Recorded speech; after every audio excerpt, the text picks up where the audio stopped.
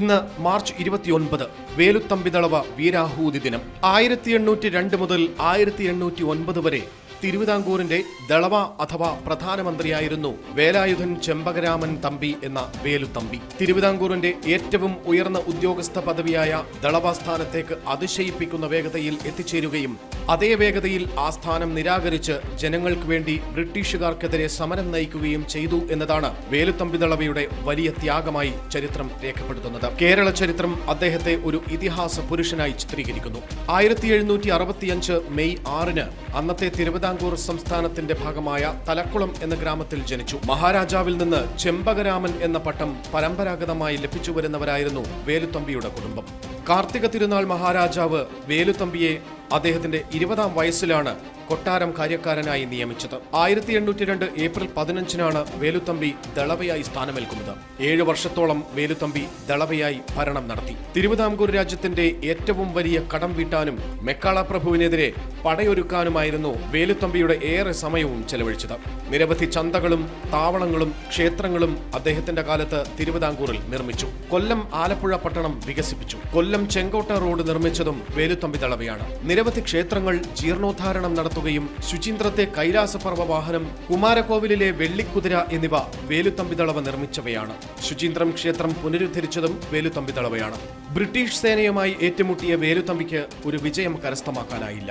തുടർന്ന് കുണ്ടറയിലേക്ക് പോവുകയും അവിടെ സൈന്യത്തെ പുനഃസംഘടിപ്പിക്കുകയും 1809 ജനുവരി 11 ചരിത്രപ്രസിദ്ധമായ കുണ്ടറ വിളംബരത്തിലൂടെ ബ്രിട്ടീഷുകാർക്കെതിരായ സമരത്തിൽ പങ്കുചേരാൻ നാട്ടുകാരായ പടയാളികളോട് ആവശ്യപ്പെടുകയും ചെയ്തു. വികാര വൈശിഷ്ട്യം കൊണ്ടും ശക്തി കൊണ്ടും കുണ്ടറ വിളംബരത്തോട് സമാനമായ ഒരു ചരിത്ര സംഭവം മുൻപുണ്ടായിട്ടില്ല. വേലുത്തമ്പി ദളവയുടെ ദേശസ്നേഹത്തിന്റെയും നേതൃത്വത്തിന്റെയും ഉത്തമോദാഹരണമാണ് കുണ്ടറ വിളംബരം.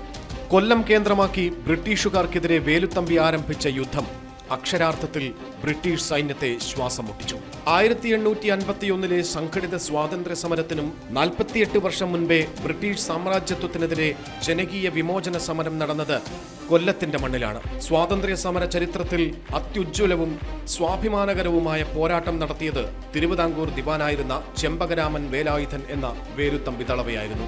കുണ്ടറ വിളംബരത്തിനു ശേഷം മധ്യ തിരുവിതാംകൂറിലേക്ക് യാത്ര തിരിച്ച വേലുത്തമ്പി ദളവ പല ഭാഗങ്ങളിലായി ഒളിവിൽ കഴിഞ്ഞു.